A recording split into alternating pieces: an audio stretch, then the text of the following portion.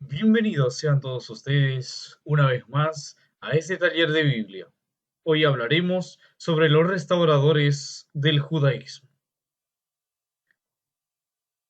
Esta etapa, que es la séptima de este todo recorrido, se llama la etapa de la restauración porque el empeño se concentró en reconstruir la ciudad, murallas y templo y la organización del pueblo. Este periodo de esta etapa corresponde a los años 539 al 333 antes de Cristo. La historia comenzó cuando Ciro, un rey de Persia, triunfó sobre el ejército de Babilonia que había pues llevado al exilio al pueblo judío y dejó libres a los judíos. Este rey vence al pueblo que había invadido a los judíos y les libera.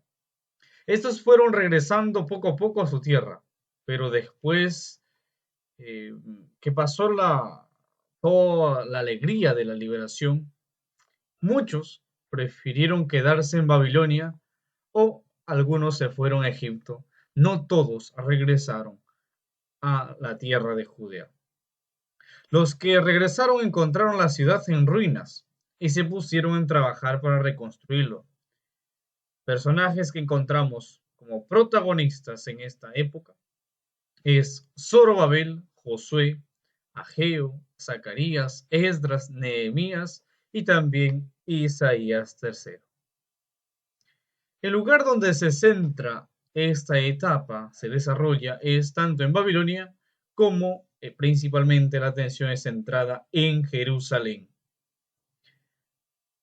Las características propias de esta época podemos decir que un personaje llamado Zorobabel, con ayuda del profeta Ageo, comienza a reconstruir el templo. Estos dos personajes son los responsables de la reconstrucción del templo. Años más tarde aparece el profeta Nehemías, quien reconstruyó las murallas de Jerusalén, o más que profeta es un sacerdote que gobierna, quien reconstruyó las murallas de Jerusalén y organizó pues la administración del país. Pero todos estos trabajos a veces resultaban pesados, por eso que convocaron y muchas veces provocaron malestar en el pueblo. Las piedras solas no construyen pueblos. A veces hay que estar en concorde con el pueblo, hay que estar con la ayuda de la comunidad para poder seguir adelante. Por eso que Isaías, específicamente en el capítulo 56 al 66, vemos que el profeta pensaba que lo importante no era reconstruir murallas, sino reconstruir el pueblo en torno a Yahvé, es decir, reconstruir los corazones del pueblo.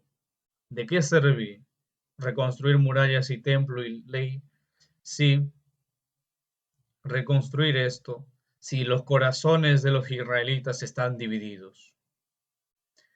Más adelante dirigió el país Esdras, estaba a cargo del tema político, quien puso como eje en la reconstrucción de la ley.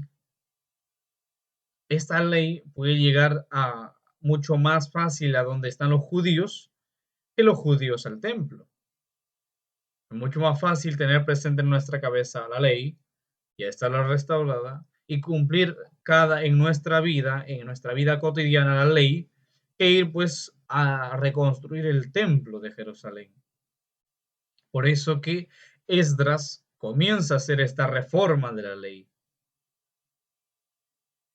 Entonces, los judíos o a las personas que vivían en estas tierras y que comenzaban a cumplir la ley, hacen que poco a poco se forme el judaísmo como religión. De modo que todo el pueblo estaba reunida en torno a tres ideas centrales. La sangre, que es decir, la raza, ¿no? El templo y la ley. Estos van a ser los tres distintivos del pueblo de Israel: la sangre, la raza y la ley. En esta época, los profetas como tal van y desapareciendo. Ya no va a haber mucha presencia de los profetas. Cumplieron ya su papel en el tema de los destierros, en el tema del sufrimiento. Ya en esta época poco a poco se van a desaparecer. En la época en que estamos tratando, en la restauración. Zacarías, Ageo y Joel ya no tienen la fuerza profética de los anteriores. Son apenas imitadores. Por un lado, es la época donde se florece los salmos, comienzan a componerse los salmos. Luego vamos a hablar un poquito más acerca de este tema, pero acerca de la experiencia que tienen de Dios estos israelitas durante el tiempo de la restauración del pueblo. La experiencia de Dios es doble. Por un lado tenemos los discípulos del profeta Isaías, que tienen una experiencia de un Dios universal. Israel se va a convertir pues en la luz de las naciones.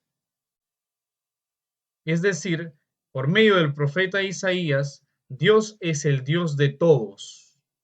En cambio, con la postura de Esdras cuando llega a gobernar al pueblo de Israel, reduce a Dios al tamaño de la ley y del templo. Una idea errada surgió en esta época. Israel se siente raza escogida, privilegiada de Dios y no pueblo con una misión. Entonces, estas dos posturas que tienen de Dios son a veces dos posturas que también se presentan en la Iglesia Católica. La Iglesia es universal. El mensaje de Cristo es para todos, pero a veces algunos grupos siguen una idea privilegiada, que solamente es su grupito, y no se quieren abrir. Entonces, algo de la misma manera sucedió con el pueblo de Israel. Los libros que hablan sobre este tema de la época de Isaías están en el capítulo 56 al 66.